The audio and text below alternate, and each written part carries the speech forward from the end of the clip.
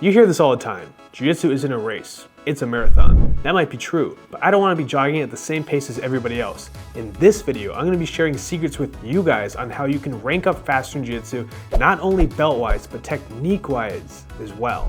Believe it or not, but there are ways to make your Jiu-Jitsu improve faster than your teammates. The best way to do this can be broken down into 3 different categories. Number 1, developing a system. Number 2, rolling with a purpose. And number 3, specializing and expanding. You probably think that if you go to the gym and you do what your coach is showing you to do like a good student, you'll get better faster. And that's true, but that doesn't mean it's the most efficient way. And that's why you first start off by creating a system. We learned so many different techniques in Jiu-Jitsu.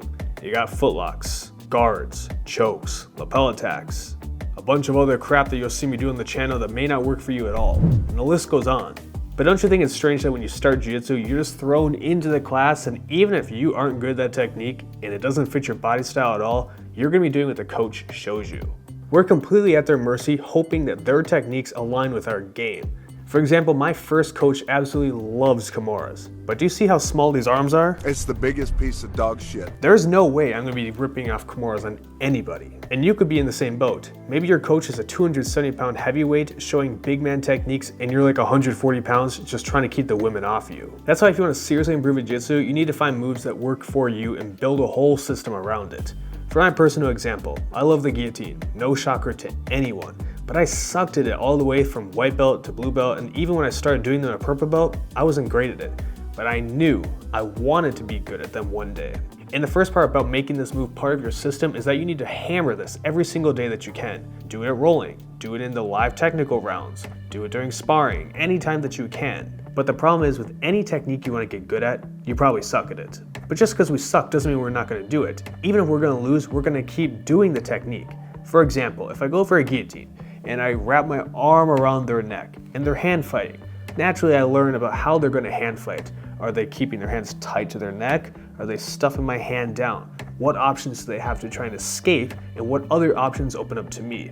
Maybe I know that if I reach around their neck, they start to hand fight, all of a sudden I can now start to sweep them, then re-attack with the guillotine. So compared to when we started, when I had no technique on the guillotine, now I'm a little bit further in the journey where I know they're gonna hand fight, I'm gonna have sweeps open up to me, and if they counter my sweeps or they get even better at hand fighting, I'm gonna find even better avenues to attack. The other way to look at this is maybe we can't even start an attack because they're completely crushing us. Then we have a whole different thought process going on. What moves can we use to get up? How can we defend ourselves? And then try the guillotine. We will need to learn defense as well with our system because it's never going to be full on offense the entire time. So we understand that if we want to get good at Jiu-Jitsu, we need to make a system. But does that just mean I do one technique forever? How do I actually get better at it versus just trying the same setup over and over again?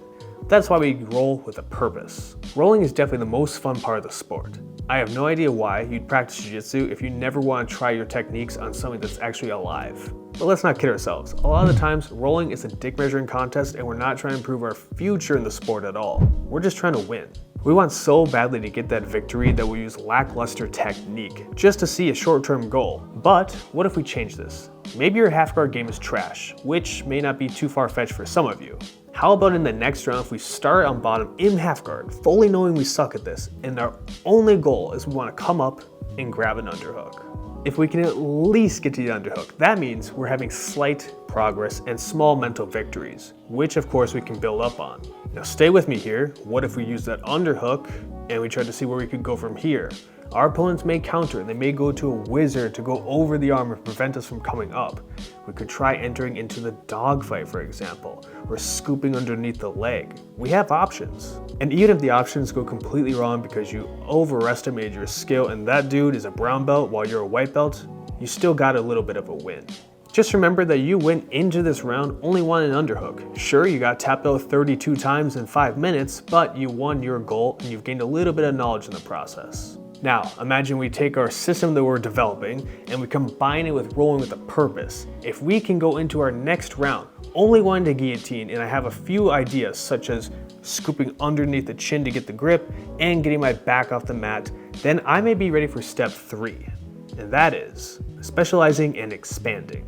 This particular philosophy is how I still learn techniques to this day, even as a black belt. I understand that my guillotines might get good after a while, and I've been practicing every single roll, but if I stick with just one technique, I'm gonna get wasted by people that their goal is to stop the guillotine. So if someone is specialized in beating me, does that mean I should just keep practicing on how to counter them? No. That'll severely limit our game. We're gonna pick a brand new technique that we haven't been good at before, or at least we wanna revisit it to make it better. For example, I sucked all the way to a black belt at mount, and I knew I needed to be good at this position where apparently you're supposed to destroy people, but I couldn't. I didn't have any good head and arm choke, I didn't have strong arm bars, and if I got there, they felt pretty comfortable on bottom. Now here's the really magical part, but imagine if you combine your systems together.